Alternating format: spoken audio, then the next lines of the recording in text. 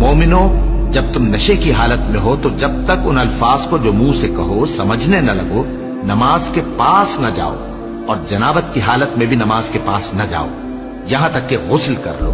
हाँ, अगर बहालत सफर रस्ते चले जा रहे हो और पानी न मिलने के सबब गुस्ल न कर सको तो तयम्मुम करके नमाज पढ़ लो, और अगर तुम बीमार हो या सफर में हो या कोई तुम में से बैतुल खला से होकर आया हो या तुमने औरतों से मुकारबत की हो और तुम्हें पानी न मिले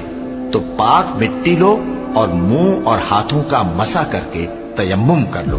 बेशक अल्लाह मुआफ करने वाला है, बख्शने वाला है। भला तुमने उन लोगों को नहीं देखा जिनको किताब से हिस्सा दिया गया था कि वो गुमराही को खरीदते हैं और चाहते हैं कि तुम भी रास्ते से भटक जाओ,